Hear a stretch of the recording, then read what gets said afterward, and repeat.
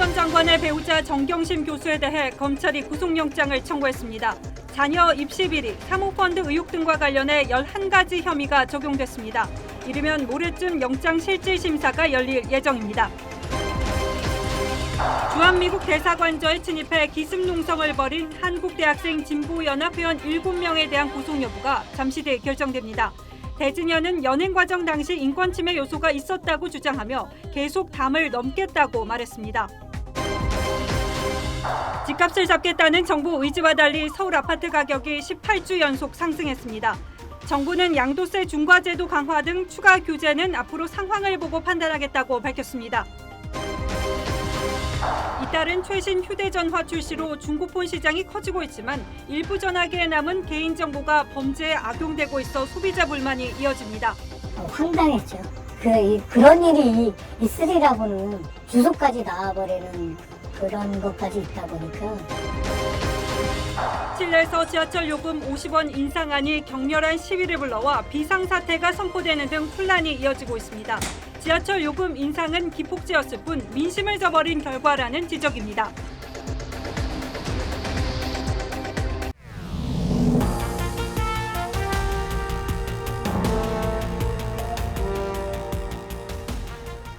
여러분 안녕하십니까? 뉴스9의 신동욱입니다.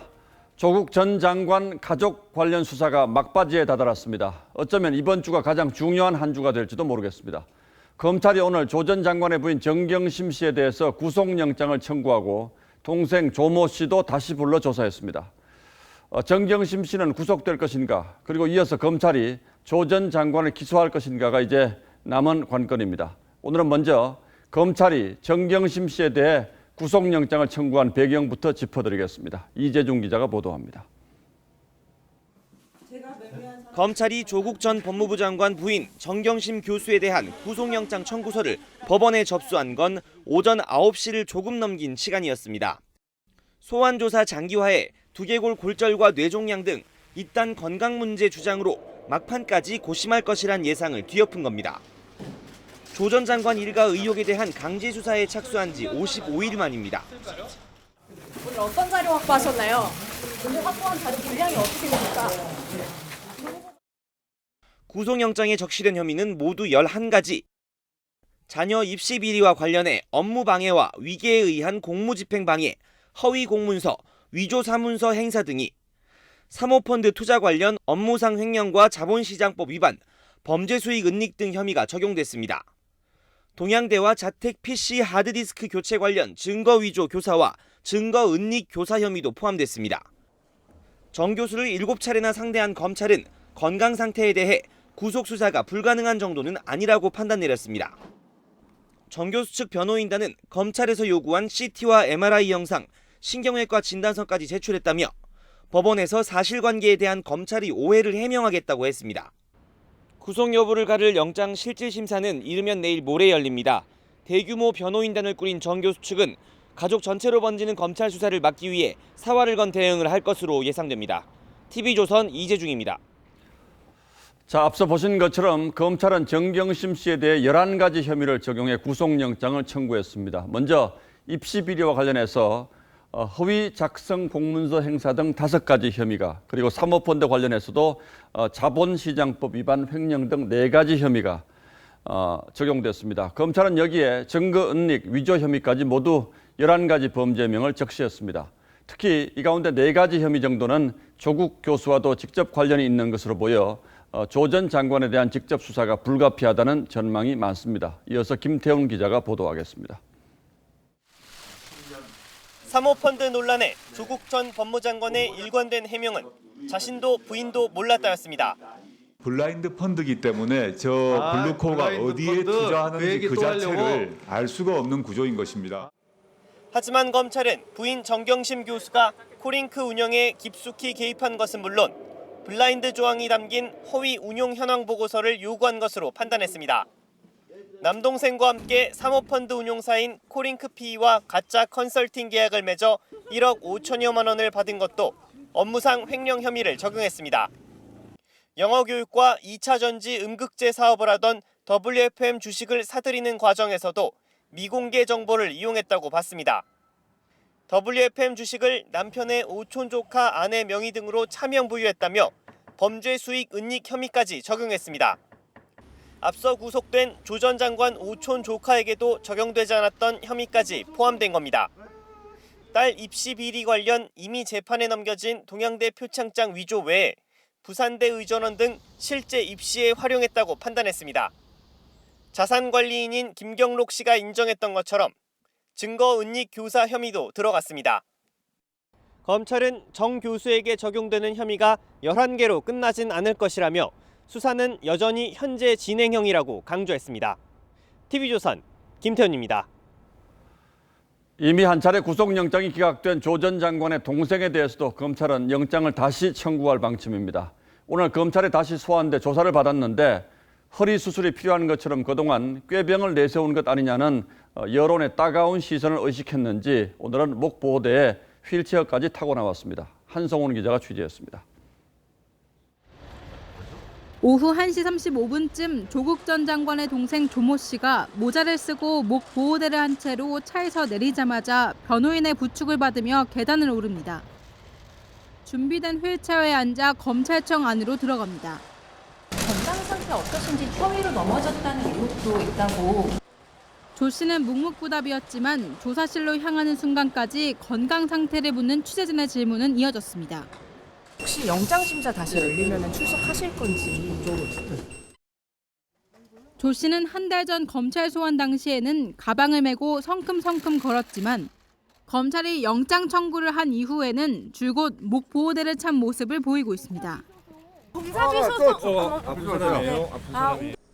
조 씨가 건강 문제를 호소한 건 지난 4일 검찰이 웅동학원 사무국장으로 일한 조 씨에 대해 채용비리 혐의로 구속영장을 청구한 이후부터입니다.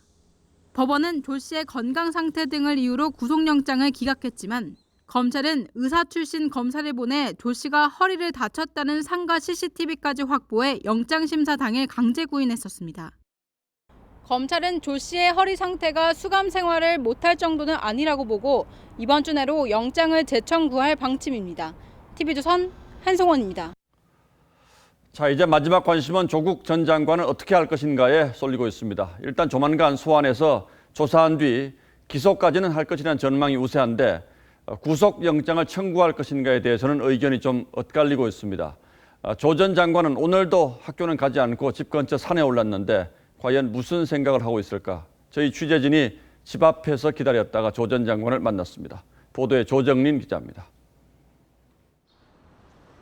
검찰이 정경심 교수의 영장 청구 사실을 공개하기 직전인 오늘 오전 9시 10분. 모자를 깊숙이 눌러 쓴 조국 전 법무부 장관이 등산용 스틱을 들고 집을 나섭니다. 주말처럼 자택에서 5분 거리인 우면산 산행에 나선 겁니다. 서울대 출근은 혹시 안 하시나요? 지금 비공개 소환 조사 임박했다는 얘기인데 얘기 어떻게 생각하십니까? 그만합시다. 사양합니다. 검찰은 정 교수에게 적용한 자녀 입시 비리 등 11가지 혐의와 관련해 조 전 장관의 연루 여부에 대한 조사가 불가피한 것으로 보고 있습니다. 윤석열 검찰총장 역시 지난 17일 국감에서 정치권 시민단체 등의 고발을 근거로 조 전 장관 직접 조사 가능성을 언급하기도 했습니다.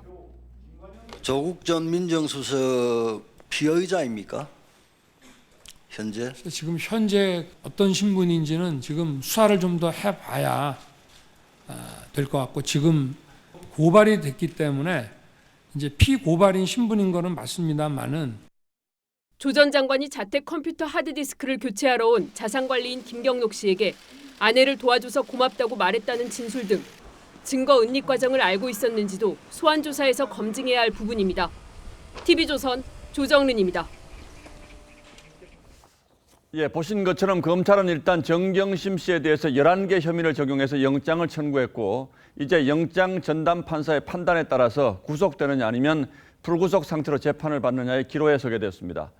지난번 조 전 장관 동생 구속영장이 기각되면서 영장 전담 판사는 어떻게 결정되는지에도 관심이 커진 바 있어서 오늘은 이 문제를 따져보도록 하겠습니다. 자, 강동훈 기자, 이번에는 누가 영장 심사를 담당하게 됩니까? 그러니까 아직 정해지진 않았지만 후보군은 있습니다. 지난번 조국 전 장관의 동생의 영장을 기각시킨 명재권 판사와 지난 2월에 영장 전담 판사로 발령을 받은 이 송경호 판사 2명 중에 1명이 하게 됩니다. 자, 그런데 이건 어떻게 결정이 되는 겁니까? 자, 정 교수의 영장 심사를 맡게 되는 서울중앙지법은요, 이 영장 담당 판사가 이렇게 4명이 있습니다. 자, 이 4명이 2명씩 짝을 지어서 한 조는 구속영장 심사를, 그리고 나머지 한 조는 압수수색 영장 심사를 하게 되는데요. 자, 이번에는 이 명재권 송경호 판사 조가 구속영장 심사를 하게 됩니다. 자, 둘 중에 누가 정 교수 구속영장 심사를 하는지는 이 전산 시스템에 의한 무작위로 배정이 되기 때문에 현재까지는 알 수가 없습니다. 자, 어쨌든 2명 가운데 1명이니까 확률은 반이다 이렇게 봐야 되겠네요. 그렇습니다. 그런데 저희가 보통 새벽에 중요 사건의 피의자가 구속되는 경우는 많이 봐서 그런지 이 4명이면 너무 적지 않은가 이런 생각도 드는데요. 그런데 이 예전에는요, 더 적었습니다. 이 판사 단 2명이서 1명씩 돌아가면서 구속 여부를 결정했었으니까요. 자, 그러다 보니까 업무 과로에 시달리는 경우도 많았고 특히 부작용도 많았습니다. 검찰에서 영장 담당 판사의 성향을 미리 파악해서 검찰에 유리한 판결을 내리는 판사가 근무를 할 때 영장을 집중적으로 신청을 했었죠. 자, 그래서 판사 수도 느리고 공휴일이나 당직 근무도 복잡하게 돌아가게 해놨다고 합니다. 자, 그런데 반대로 보면요. 예. 4명이니까 법원에서 마음만 먹는다면 얼마든지 특정 성향의 판사들을 이 영장 전담 판사로 배정할 수 있겠군요. 뭐 그렇게 볼 수도 있겠습니다. 과거 영장 전담 판사를 지냈던 분의 이야기를 들어보니까 영장 전담 판사나 법원 지도부나 아무래도 인사권을 쥔 상부의 눈치를 볼 수밖에 없다고 합니다. 들어보시죠. 예. 적용할 수 있지요. 인사권을 가지고 있는데요. 소속 법원을 바꿔버릴 수가 있고 법원 내에서 사무분담을 바꿔버릴 수가 있고 그게 엄청난 무기입니다. 물론 뭐 판사 개인 성향도 있겠습니다만 그래도 구속 요건은 법으로 정해져 있지 않습니까? 예, 물론 법으로는 돼 있습니다. 이렇게 증거인멸의 염려가 있는 경우나 도망하거나 도망할 염려가 있는 경우 이렇게 구속의 사유가 된다고 명시를 하고 있죠. 하지만 그 판단은 결국 판사가 하게 됩니다. 여권 인사도 이에 대해서 인정한 적이 있습니다. 들어보시죠. 서울중앙지법 포함해서 모든 법원이 이제 배당, 재판장을 누구를 만나냐가 매우 이제 영향을 미치죠. 다 같은 판사가 아니기 때문에. 예, 마지막으로 한 가지만 더 확인해 보죠. 이번에 검찰이 조 전 장관 동생에 대해서 구속영장을 다시 청구한다고 그러는데 예. 이번에도 지난번에 영장을 기각시킨 명재권 판사가 심사를 할 수 있습니까? 그거는 이제 중앙지방법원 내규상요. 같은 사건을 계속 맡을 수 없기 때문에 명재권 판사는 조 전 장관 동생 관련 영장 심사는 맡을 수가 없습니다. 예, 강동원 기자 잘 들었습니다.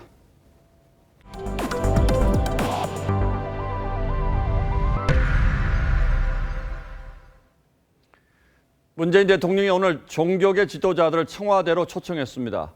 대통령이 이런 행사를 갖는 건 보통 국민 통합을 강조하기 위해서가 많은데 지금이 바로 그런 시기라고 판단하는 것 같습니다. 문 대통령은 그러나 지난 2년간 국민 통합을 위해 노력했는데 성과가 없었고 그 이유는 정치 때문이라고 했습니다. 최지원 기자가 취재했습니다. 조계종 총무원장인 원행 스님은 지난 2달간 갈등을 겪었다며 공정의 중요성을 언급했습니다. 가장 공정한 사회로 만들어 가겠다는 의지가 확고하시다면 부디 흔들림 없이 그 길을 더욱 힘차게 걸어가시라는. 개신교 대표인 김성복 목사도 정부가 반대 목소리를 듣는다면 갈등 해결의 단초가 될 것이라고 조언했습니다. 문재인 대통령은 그러나 지난 2년간 국민 통합을 위해 노력했지만 진척이 없다며 갈등의 원인을 정치권으로 꼽았습니다. 국민들의 공감을 모으고 있었던 그런 이제 사안들도 그게 이제 정치적인 이게 공방이 이루어지면서 국민들 사이에서도 그것을 놓고 갈등이 일어나고 있는. 야당의 공수처 반대를 겨냥한 것으로 읽힙니다. 문 대통령은 조국 전 장관 사태에 대해서는 공정에 대한 눈높이가 높아졌다는 말로 위법 논란을 피해갔습니다. 합법적인 제도 속에 내재되어 있는 그런 불공정까지 모두 다 해소해달라라는 것이 국민들의 요구였습니다. 야당은 대통령이 국민 갈등을 일으켜놓고 정치권에 책임을 돌렸다고 비판했습니다. 독불장구식 처리로 국민들을 광장으로 내몬 장본인으로서 남탓만 할 뿐 반성하는 모습조차 보이지 않는 것은 대통령의 상식이란 말입니다. 문 대통령은 내일 있을 국회 시정연설에서도 공정을 강조하며 검찰 개혁에 대한 국회의 협조를 재차 당부할 예정입니다. TV조선 최주원입니다.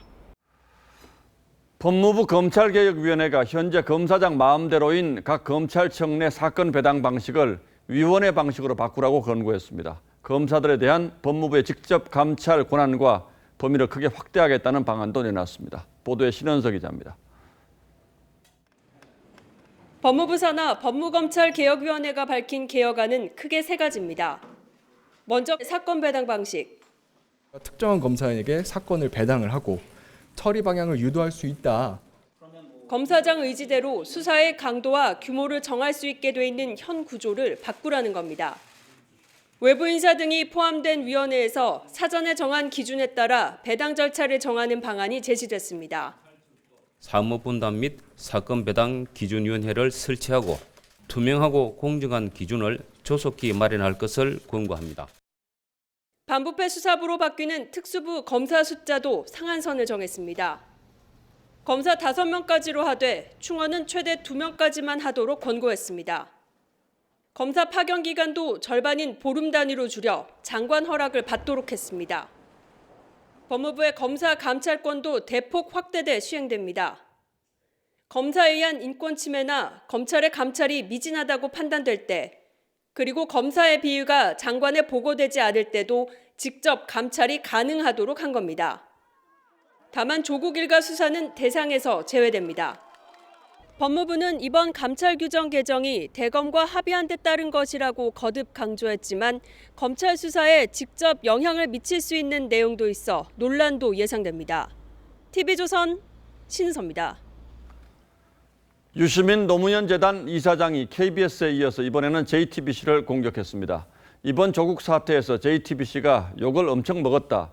한국투자증권 직원 김경록 씨가 JTBC에 인터뷰를 제안했는데 거절당했다고 주장하면서 손석희 사장도 이 사실을 알아야 한다고 했습니다.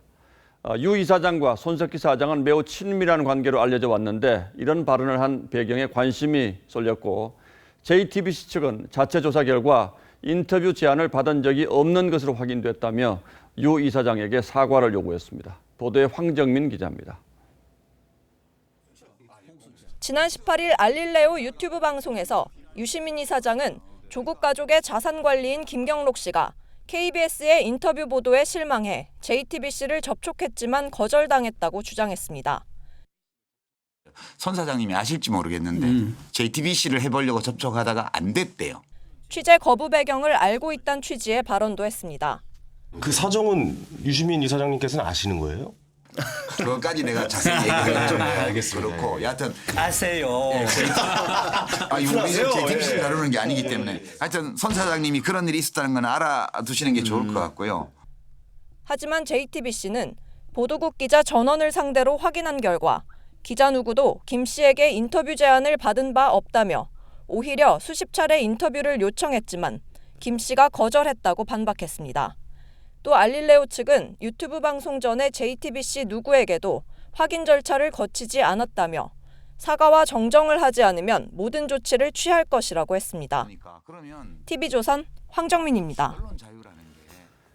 버닝썬 사건에서 경찰총장으로도 불렸던 윤모 총경이 있었죠. 그 아내가 그동안은 해경만 갔던 말레이시아 주재관 자리에 경찰로선 처음으로 파견된 것으로 확인됐습니다. 이를 두고 야당에서는 윤 총경이 당시 청와대 민정수석실에 근무하고 있어서 대통령 가족의 일을 잘 알고 있었고 해외 이주한 대통령 딸 가족을 돕기 위해서 보낸 것 아니냐는 의혹을 제기했습니다.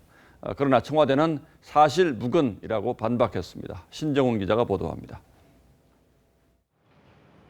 윤모 총경 아내가 부임한 주 말레이시아 대사관의 2017년 주재관 공고문입니다.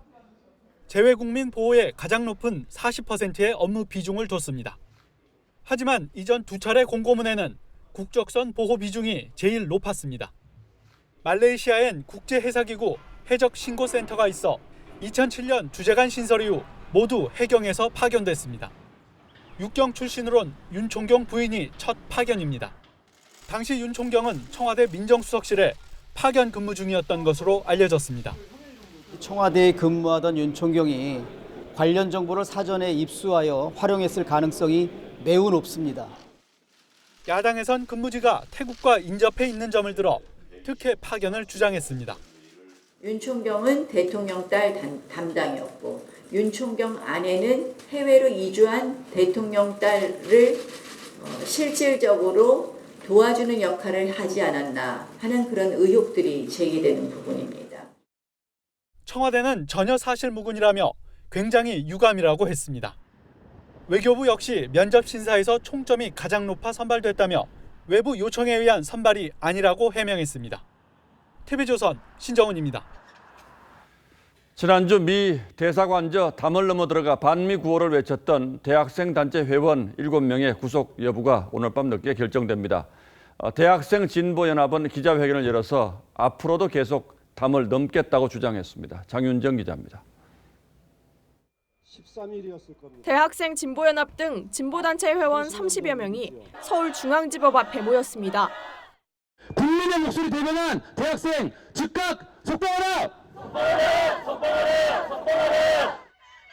지난 18일 미 대사관저를 무단 침입한 혐의를 받는 대학생 진보연합 회원 7명의 영장 기각을 촉구하는 자리입니다.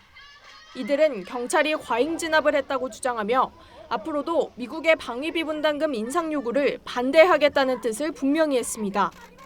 우리는 이 땅의 자주를 위해서라면 그까짓 담은 몇 번이고 넘어주겠습니다. 구속영장이 청구된 7명은 법정에 들어가기 앞서 혐의를 인정하는지 묻는 취재진의 질문에 아무런 답을 하지 않았습니다. 혐의 인정하십니까? 폭력분담이라고 주장하셨는데 한마디 할 수 있으시죠? 심사 뒤 기다리고 있던 동료를 향해 웃으며 손을 흔들기도 합니다. 앞서 경찰은 공동 주거 침입 등 혐의로 9명에 대한 구속영장을 신청했지만 검찰은 혐의가 중한 7명에게만 영장을 청구했습니다. 이들의 구속 여부는 오늘 밤 늦게 결정될 것으로 보입니다. TV조선 장윤정입니다. 오늘 국정감사에서는 그동안 무장화 논란을 빚었던 서해 한박도 주변 섬들에 북한이 방사포를 배치한 사실을 야당 의원이 공개했습니다. 그러나 정경두 국방장관은 이게 우리 국민들에게 어떤 위협이 되는지는 설명하지 않고 이 자료 공개가 북한을 이롭게 하는 일이라며 오히려 발끈했습니다. 차정성 기자가 취재했습니다. 하태경 의원은 한박도 주변 5개 섬에서 북한이 방사포로 무장한 사실을 공개했습니다. 방사포가 총 갈도 장제도 무도에 16문이 들어옵니다. 이게 계산해 보니까 동시 발사로 288발이 날아갑니다. 그러자 정경두 국방장관이 반발했습니다. 이런 자료는 적을 이롭게 하는 자료라고 제가 누누이 말씀드리는 건데. 그러자 하 의원이 북한 전력을 공개한 게 왜 이적 행위냐며 목청을 높이면서 공방이 벌어졌습니다. 아니 장관님이 국회의원을 이적 행위자로 모셨어요. 아니 뭐 제가 그런 표현은 아니고. 그리고 더 중요한 것은 서해 5도 기지가 방어형 기지에서 공격형 기지로 바뀐 것을 은폐하려고 하세요. 제가 뭐 이적 행위라고 표현한 적은 없습니다. 그러면서 정 장관은 관련 정보는 우리 군도 파악하고 있다고 강조했습니다. 갈도는 이제 2015년이지만 장제도 무도는 그 훨씬 이전에 그런 그 방사포나 해안포 같은 것을 배치를 해놨었고 저희가 그런 사실을 다 확인을 하고. 북한이 갈도에 122mm 방사포를 4문 배치했다는 2015년 당시 언론 보도가 뒤늦게 공개되며 공방은 한풀 꺾였습니다. 정 장관은 9.19 남북 군사합의에 대해서도 합의 사항은 잘 지켜지고 있다고 말했습니다. TV조선 차정승입니다. 고속도로를 달리던 21톤 대형 트럭이 작업 차량을 덮쳐 풀베기 작업을 하던 근로자 3명이 숨졌습니다. 졸음운전이 참사로 이어졌습니다. 이심철 기자입니다. 반토막난 1톤 트럭이 고속도로 경사면에 올라갔습니다. 작업 신호 트럭은 한쪽이 부서진 채 널브러졌습니다. 오늘 낮 11시 53분쯤 경북 상주시 중부 내륙고속도로 구간에서 21톤 트럭이 갓길에 서 있던 작업용 1톤 트럭 2대를 들이받았습니다. 사고의 충격으로 1톤 트럭이 튕겨나가면서 도로 옆 경사면에서 풀베기를 하던 72살 임모 씨 등 근로자 3명을 덮쳤습니다. 임 씨 등 3명은 그 자리에서 숨졌습니다. 경사면 위쪽에서 작업하던 또 다른 근로자는 다행히 무사했습니다. 사고 구간은 내리막길이라 사고 충격이 더 컸습니다. 화물차 자체가 크고 또 화물이 적재된 상태에서는 충격량이 크게 나타날 수 있기 때문에 숨진 임 씨 등은 조경업체 직원들로 안전 규정에 맞춰 60m 뒤쪽에 신호트럭을 세워놓고 작업을 했지만 화를 당했습니다. 21톤 트럭 운전기사는 경찰 조사에서 졸음운전을 했다고 진술했습니다. 급속 졸음운전을 인해가지고 그렇게 사고 난 걸로 그 당시는 그렇게. 경찰은 21톤 트럭이 과속했는지와 휴게 시간을 지켰는지를 밝히기 위해 차량 운행 기록 장치를 분석하고 있습니다. TV조선 이심철입니다. 여고생 2명이 여중생 1명을 폭행하는 영상이 확산돼 파문이 일고 있습니다. 잘못했다는 애원에도 가해자들은 위압적인 태도와 웃음까지 보이는데요. 이 성인 범죄를 닮아가는 건 아닌지 우려됩니다. 박건우 기자입니다. 한 여중생이 무릎을 꿇고 잘못을 빌어도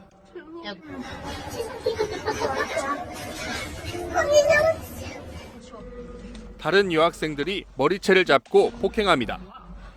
겁에 질려 애원도 하지만 폭행을 멈추지 않습니다. 비명을 지른다며 협박하고 비웃기까지 합니다.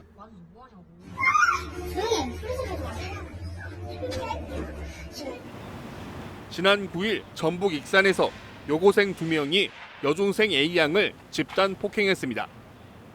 가해 학생들은 눈에 띄지 않는 건물 뒤쪽에서 1시간 넘게 여중생을 폭행했습니다. 가해 여고생들은 폭행 장면을 촬영하기도 했습니다.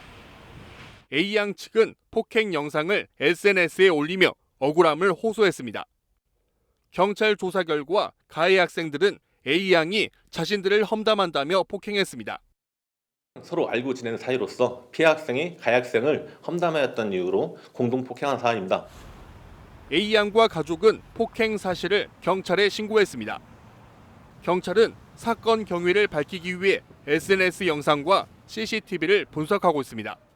TV조선 박건우입니다. 인천 남동공단에서 불이 나 순식간에 공장 2동이 모두 탔습니다. 검은 연기가 하늘을 뒤덮을 정도로 화염이 거셌지만 직원 70여 명이 침착하게 대피해서 단 한 사람도 다치지 않았습니다. 강석 기자입니다. 공장 창문 사이로 시뻘건 불길이 치솟습니다. 검은 연기는 하늘을 뒤덮습니다. 한 4-5m씩 올라가더라고요. 불길이 타면서. 연기는 거의 앞이 안 보일 정도로 한 1m 한치 앞도 안 보이더라고요. 오늘 낮 11시 20분쯤 인천 남동공단의 한 마스크팩 제조 공장에서 불이 났습니다. 샌드위치 패널 건물이라 빠르게 불이 번졌고 2시간 동안 공장 2동이 불탔습니다. 인근 건물로 급속하게 연소가 확대된 걸로 샌드위치 패널을 파괴하면서 그 전체적으로 화재 진압을 하고 있습니다. 불이 난 공장 2동에 있던 직원 70여 명은 긴급 대피했습니다. 유독가스를 마신 사람도 없이 모두 무사했습니다. 아무것도 몰랐다가 그냥 막 뛰어나온 거예요. 그러니까 봐요. 옷도 이렇게 그냥 막 작업복으로 해서 그냥 나왔어요. 화재 경보기가 울렸고 공장 안전관리자가 나서 발빠르게 대피를 유도했습니다. 순식간에 이미 불이 많이 번져가지고 좀 많이 놀라긴 했는데 그래도 초반에 인원들이 빨리빨리 대피 동선대로 나와줘서 신속하게 나올 수 있었어요. 침착하고 신속했던 초기 대응이 대형 참사를 막아냈습니다. TV조선 강석입니다. 집값을 잡겠다는 정부의 의지와 달리 서울 강남의 한 아파트는 석 달 만에 10억이 오르는 등 고공행진을 이어가고 있습니다. 정부는 연말부터 부동산 규제 효과가 드러날 것이라는 입장입니다마는 상황은 그렇게 녹록지 않습니다. 지선우 기자가 보도합니다. 서울 강남구 압구정동의 대단지 아파트 전용 196제곱미터가 최근 47억 원에 거래됐습니다. 같은 면적이 5월엔 37억 원대에 팔렸는데 석 달 만에 10억 원 가까이 뛴 겁니다. 자금력이 있으신 분들이잖아요. 그러다 보니까 아무래도 하나를 할 때 똘똘한 걸 하겠다라는 마인드라. 대치동의 이 재건축 아파트도 전용 136제곱미터형이 지난 8월 32억 원으로 신고가를 경신했습니다. 다주택자 규제가 강화되자 강남권 중대형 아파트에 돈이 몰리는 모습입니다. 중소형에 비해 중대형의 3.3제곱미터 단가가 더 낮기 때문에 오히려 저평가됐다는 착시 효과도 나타나고 있는 것으로 보여집니다. 분양가 상한제 예고, 역대 최대 기관이 동원된 정부 합동 단속도 천정부지 집값을 잡지 못하고 있습니다. 서울의 아파트 가격은 지난주까지 16주 연속 오름세를 이어갔습니다. 반포에선 3.3제곱미터당 가격이 1억 원 선에 육박하는 단지도 등장했습니다. 정부는 추가 규제엔 신중한 모습입니다. 규제 효과들이 아마 연말부터는 좀 가시적으로 드러나지 않을까 이렇게 생각이 됩니다. 경제 성장률 예상치는 내려가고 디플레이션 전망까지 나오는 가운데 집값만 급등하면서 우리 경제가 뒤틀린 추락의 길로 접어든 것 아니냐는 우려가 커져가고 있습니다. TV조선 지선호입니다.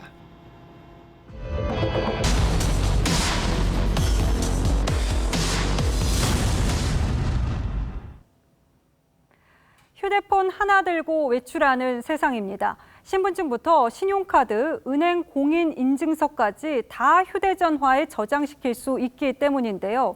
그런데 최신형 스마트폰의 잇따른 출시 속에 중고폰 시장이 커지면서 중고폰에 남겨진 개인정보가 금융사기 등 범죄에 악용되는가 하면은 노출 사진 등을 이용한 협박 사건도 발생하고 있습니다. 소비자 탐사대 황민지 기자입니다. 최근 새 휴대전화를 구입한 천모 씨. 5G 최신 기종으로 개통하는데 100만 원이 넘게 들었습니다.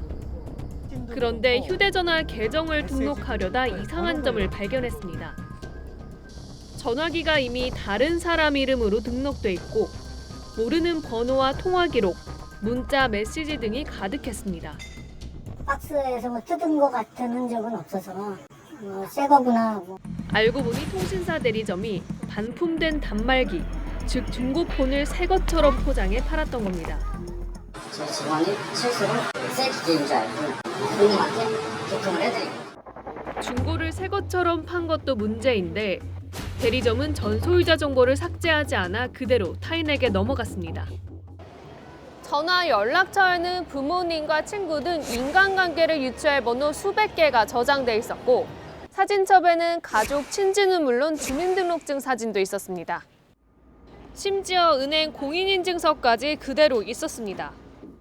황당했죠. 그런 일이 있으리라고는 주소까지 나와버리는 그런 것까지 있다 보니까. 휴대전화를 반품한 전 주인은 개인정보 노출은 생각도 못했습니다. 그분이 이제 너무 좋으신 분이라 저한테 먼저 전화를 해주셨으니까 그래서 딱히 피해본 건 없어서 고소는 진행을 안 했거든요. 문제는 이런 중고폰이 시중에 적지 않다는 것. 이렇게 하루에 들어온 것 중에서 아무거나 이렇게 빼서 핸드폰을 보면은 예를 들어서 이것만 보더라도 사진 그대로 다 있고요. 심지어는 메시지까지 그대로 있어요. 남겨진 자료를 보니 사진과 문자 메시지, 통화 녹음 등 민감한 개인정보가 대부분입니다. 이렇게 중고전화에 남겨진 개인정보는 범죄 등에도 악용될 수 있습니다. 실제로 최근 한 20대 남성이 중고폰에 남아있는 전 여성 소유자의 노출 사진으로 돈을 뜯어냈다가 처벌을 받기도 했습니다.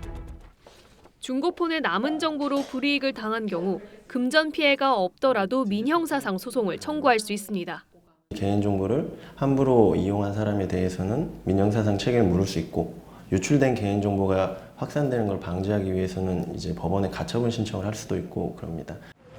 휴대전화 교체 주기가 짧아져 중고거래가 활발한 상황. 휴대전화를 팔 때는 공장 초기화 등 기능을 이용해 자료를 확실히 없애야 합니다. 공장 초기화를 하는 방법 2번, 3번 연속적으로 하면은 거의 연구 복구 불가능하다고. 결국 휴대전화 개인 자료 삭제와 관리는 소유자의 책임입니다. 소비자 탐사대였습니다. 예, 다음 뉴스입니다. 유승민 의원이 오는 12월 바른미래당을 탈당해 신당을 창당하겠다고 밝혔습니다. 안철수 전 의원의 참여 여부와는 무관한 결정이라고도 했습니다. 손학규 대표는 전형적인 기회주의자라며 나가려면 당장 나가라고 격한 반응을 보였습니다. 윤태윤 기자입니다. 유승민 의원은 정기국회가 마무리되는 12월에 바른미래당을 탈당해 새로운 정당을 만들겠다고 말했습니다. 당내 의원 15명이 참여하는 변화와 혁신 대표인 유 의원은 선거법과 공수처법을 막아낸 뒤 창당하겠다는 겁니다. 12월 정기국회까지는 마무리하고 그리고 그 이후에 이제 저희들 결심을 행동에 옮기는 그런 스케줄로 생각하고 있습니다. 유 의원은 지난 4월 패스트트랙 국면에서 손학규 대표가 여권과 야합하는 모습을 보고 탈당 결심을 굳혔다고 말했습니다. 또 신당 창당은 안철수 전 대표의 동참 여부와 무관하다며 안 전 대표와 연락하지 않았다고 했습니다. 손학규 대표는 당장 나가라며 발끈했습니다. 더 이상 바른미래당을 망치지 말고 하루빨리 갈 길을 가십시오. 유승민 대표는 스스로 원칙주의자라고 자부하고 있습니다. 원칙이 없는 전형적인 기회주의자의 모습을 보여주고 있습니다. 유 의원은 한국당이 탄핵을 인정하지 않으면 반문연대로 합치는 일은 없을 것이라고 못 박았습니다. 황교안 대표와 만날 계획도 현재는 없다고 선을 그었습니다. 하지만 한국당의 친박계 의원들은 탄핵을 인정하라는 유 의원의 주장을 여전히 받아들이기 어렵다는 분위기입니다. TV조선 윤태윤입니다. 한전은 지난해 1조 원이 넘는 적자를 냈습니다. 그러나 임원들은 수억 원대의 성과급 잔치를 벌였습니다. 이런 일은 한전뿐 아니라 엄청난 적자를 낸 다른 공기업에서도 똑같이 일어났습니다. 민간 기업에서는 상상하기 힘든 일입니다만 적자를 내도 성과급을 받는 이른바 신의 직장이 공기업 가운데는 여전히 많습니다. 유병수 기자가 그 실태를 취재했습니다. 한국전력공사는 2018년 한 해 1조 1,700억 원 적자를 냈습니다. 탈원전 정책 등의 추진으로 전체 부채는 전년 대비 5조 3,003억 원이 늘었습니다. 하지만 정부의 경영평가는 B등급으로 임원 6명은 성과급 3억 2,700만 원을 받았습니다. 한국수력원자력도 상황은 비슷합니다. 준정부기관인 국민건강보험공단 역시 의료보장을 대폭 강화하는 문재인 케어로 작년 3조 9천억 원의 적자였지만 A등급의 임원 7명의 성과급은 3억 6,300만 원이었습니다. 공기업 35곳을 다 들여다보니 작년 순이익은 3조 줄고 총 부채는 무려 9조 원이나 늘었습니다. 하지만 임원들은 총 78억여 원의 성과급 잔치를 벌였습니다. 공기업 경영평가 제도 변경 때문입니다. 정부는 실적 우선 대신 정부 시책 참여도와 사회적 책임 항목에 우선순위를 뒀습니다. 탈원전, 또 문재인 케어 등과 같은 사회적 가치 실현이라는 목표 비중을 훨씬 높이기 때문에 결국은 공기업의 경영 인센티브가 정부 정책에 추종하는 공기업 경영 악화는 결국 국민 부담으로 이어질 수밖에 없습니다. TV조선 유병수입니다. 칠레에서 버스가 불타는 등의 격렬한 반정부 시위가 벌어져 대혼란입니다. 정부가 지하철 요금 50원 인상안을 내놨다가 벌어진 일인데 속을 들여다보니까 지하철 요금 인상안은 기폭제였을 뿐 그간 누적됐던 시민들의 불만이 폭발한 시위였습니다. 칠레 민심에 오늘의 포커스를 맞췄습니다. 경찰차가 나타나자 성난 시민들이 사방에서 달려듭니다. 차를 마구 흔들더니 강목으로 아예 차를 부숴버립니다. 물대포가 등장한 도시. 경찰이 길바닥에 누운 시위대 여성을 끌고 가고 남성들을 붙잡아 호송차 안에 구겨 넣다시피 해 연행합니다. 시위대 얼굴을 향해 주저없이 스프레이도 쏩니다. 반정부 시위가 보름째 이어지는 칠레에서는 방화와 약탈도 일상이 됐습니다. 시위가 격화되면서 3명이 숨지는 등 사상자가 속출하고 있습니다. Un incendio en un supermercado, al ingreso de personal de carabineros, bomberos, se habrían encontrado 2 cuerpos calcinados. 군부 독재 종식 30년 만에 칠레 민심이 이렇게 폭발한 건 단돈 50원 때문입니다. 정부가 지난 6일 유가 상승 등의 이유로 지하철 요금을 우리 돈 1,320원에서 1,369원으로 올린 게 발단이었죠. 시민들은 즉각 거리로 뛰쳐나와 정부에 항의했고 지하철을 비롯해 공항 등 도시 기능이 마비되는 등 상황은 악화됐습니다. No hay comida, no hay agua. En la aerolínea, bueno, en todas las aerolíneas en la gran mayoría no hay nadie que te responda. 지하철 요금 50원 인상은 도화선일 뿐 칠레 반정부 시위의 뿌리 깊은 원인은 민생 경제 악화에 있다는 분석이 나오죠. 칠레의 식료품 가격 인상률은 OECD 국가 중 두 번째로 높은 7.5%로 이로 인해 빈민층이 2년 새 13만 명 가까이 늘어난 것으로 집계됩니다. 칠레의 가정용 전기요금도 다른 남미 국가에 비해 최대 4배나 높은데 정부는 최근 1년 동안 이 요금도 매달 올렸습니다. 이 같은 물가 상승은 고스란히 서민들 부담으로 이어져 빈부격차를 악화시켰습니다. 피녜라 대통령은 기업가 출신으로 재산이 3조 원에 달해 칠레의 트럼프라 불리죠. 고질적인 양극화 문제를 해결하지 못하면서 국정 지지율은 자꾸 추락하고 있습니다. 정부는 야간 통행 금지령에 비상사태까지 선포하며 시위 진압에 나섰지만 끝내 민심에 백기를 들었습니다. Vamos a suspender el alza de los pasajes del metro. 하지만 성난 민심이 쉽게 잠재워질지는 미지수입니다. 민심이 천심이라는 것을 지구 반대편 칠레 사태가 거듭 말해주고 있습니다. 뉴스라인 포커스였습니다. 우리 국악을 서양 악기로 연주하면 어떤 느낌일까요? 예를 들면 가야금 산조를 기타로 듣는 거죠. 국악의 변신 직접 들어보시죠. 이루라 기자입니다.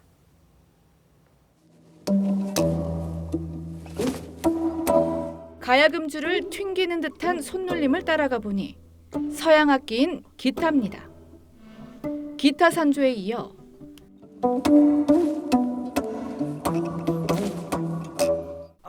자신의 창작곡인 아리랑 고개를 연주할 땐 이 소리가 기타 소리인지 가야금인지 구분이 안 될 정도입니다.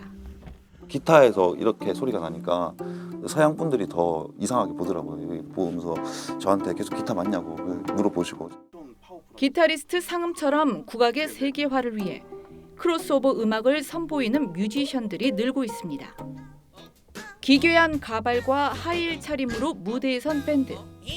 그들이 부르는 건 민요와 재즈, 록을 결합한 창작 국악입니다. 경기 민요 이수자인 이희문이 이끌었던 밴드인데 2년 전 미국 NPR 방송에 소개된 후 유튜브 조회수를 400만을 넘길 정도로 해외에서 주목을 받고 있습니다. 뮤지션뿐 아니라 국립극장에선 매년 페스티벌을 통해 국악의 새로운 접목을 하는 시도가 잇따를 정도. 국악이 갖고 있는 예술성은 있는데 거기에 창의적인 요소들을 더해서 오랫동안 국악계가 하고 싶었던 대중화에 자연스럽게 성공을 하는 그 모델이 된 거죠. 우리 가락에 서양의 색깔을 입힌 독창적인 장르가 국악의 대중화를 이끌고 있습니다. TV조선 이루라입니다. 2019 한국 시리즈가 드디어 내일 막이 오릅니다. 한국 시리즈 단골 손님 두산이 경험을 바탕으로 선전할지 아니면은 상승세 속에 키움이 선전할지 팽팽한 승부가 예고됐습니다. 박상준 기자입니다. 서건창부터 이정우, 박병호까지 쉴 틈 없이 터지는 타선에 키움은 준 플레이오프에 이어 플레이오프에서도 손쉬운 승리를 거뒀습니다. 이에 맞서는 두산. 정규 시즌 최종전에서 짜릿한 역전 우승을 맛보며 2년 만에 한국 시리즈 탈환에 나섭니다. 양팀의 상대 전적은 9승 7패로 키움의 우세. 하지만 단기전은 섣불리 결과를 예측하기 힘듭니다. 두산은 37승을 합작한 린드블럼, 이영하의 원투 펀치가 강점입니다. 마지막까지 최고의 역할을 맡아주더라고요. 이번 시리즈에서도 좋은 모습. 또 5년 연속 한국 시리즈에 오른 경험도 무시할 수 없습니다. 반면 키움은 플레이오프 팀 타율 3할 2푼 8리에 이르는 뜨거운 방망이가 자랑입니다. 이정우와 박병호가 두산의 경계 대상입니다. 지금 이 상황에서 덕담할 상황은 아닌 것 같아요. 이정우 선수도 사실 저희 경계 대상 1호입니다. 1차전 선발은 두산 린드블럼과 키움 요키시의 맞대결. 다승 등 3관왕에 오른 린드블럼은 올 시즌 키움을 상대로 평균 자책점 4.13으로 재미를 보지 못했지만 에이스 역할이 기대됩니다. 키움은 두산을 상대로 한 차례 완봉승을 거둔 요키시를 브리검 대신 1선발로 내세웠습니다. 1차전 승리팀의 우승 확률은 74.3%. 양팀이 1차전에서 총력전을 예고했습니다. TV조선 박상준입니다. TV조선 박상준 기자가 한국체육기자연맹이 수여하는 2019년 3분기 보도부문체육기자상을 수상했습니다. 박 기자는 지난 9월 여자 축구대표팀 최인철 감독의 선수 상습 폭행을 단독 보도해 체육계에 만연한 폭행 문제를 되짚었습니다. 최 감독은 보도 직후 대표팀 사령탑에서 사퇴했습니다.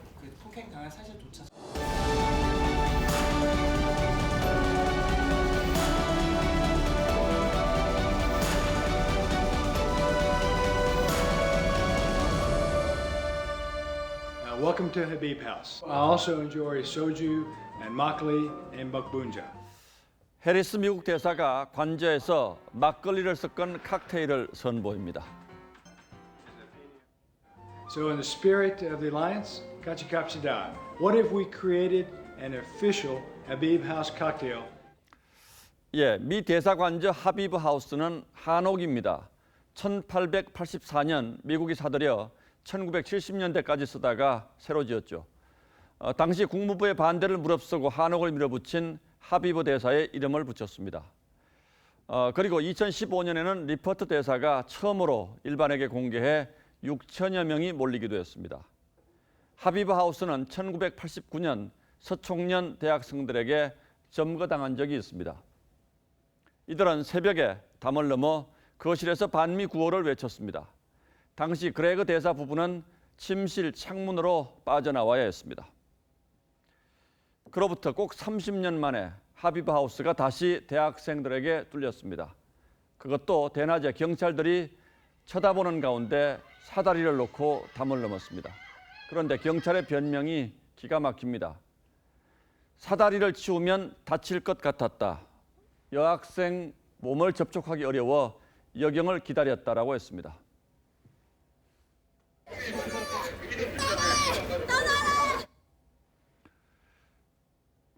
대사관저에 담을 넘은 학생들은 대진연이라는 친북 성향 단체 소속입니다. 지난해 김정은 환영단을 만들어서 서울 한복판에서 환영 행사를 벌였던 바로 그 단체입니다.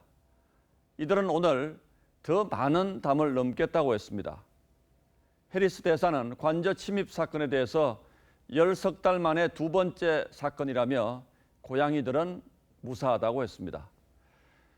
첫 번째 사건은 지난해 중국 동포 여성이 관저에 들어와 행설수설했던 일을 가리킵니다. 리퍼트 대사가 흉기 습격을 당한 뒤 우리 국민에게 감사하며 같이 갑시다라고 했던 것에 비하면 뼈가 느껴지는 발언입니다. 미 국무부가 침입 사태에 대한 강력한 유감과 한국에게 방위비 분담금을 더 내라는 요구를 같은 날 내놓은 것도 우연으로만 보이지 않습니다. 동맹보다 돈을 앞세우는 미국 대통령, 대북 제재 와중에도 어떻게든 북한 비율을 맞추려는 우리 정부, 그리고 반미 시위를 사실상 방치하는 경찰까지 한미 관계에 금가는 소리가 여기저기서 들립니다. 10월 21일 앵커의 시선은 30년 만에 월담이었습니다. 수도권과 충남 지역을 중심으로 미세먼지가 유입되고 있습니다. 지난 주말 몽골과 중국에서 발생한 황사먼지의 일부인데요. 여기에 대기가 정체되고 있는 상황이라 내일 오전까지는 계속해서 고농도를 유지하겠습니다. 이쪽 지역에 계신 분들은 내일 출근길에 유의하셔야겠습니다. 다행히 먼지가 오래 머물 것 같진 않고요. 내일 오후부터 차츰 해소되겠습니다. 태풍 너구리가 일본을 지나면서 우리나라에 바람을 넣어주는데요. 따라서 정체되던 먼지는 서해상으로 차츰 밀려날 것으로 보이네요. 내일 오후부터는 구름이 차츰 많아지겠고 제주도는 가끔 비가 오겠습니다. 한낮에는 가을치고는 따스한 편인데요. 낮 최고 기온 서울이 24도, 청주, 광주 23도, 대구는 22도를 보이겠습니다. 다만 큰 일교차는 염두에 두셔야겠고요. 목요일에는 남부와 강원도를 중심으로 비가 오겠습니다. 날씨였습니다. 예, 월요일 뉴스9는 여기서 모두 마치겠습니다. 네, 시청해주신 여러분 고맙습니다.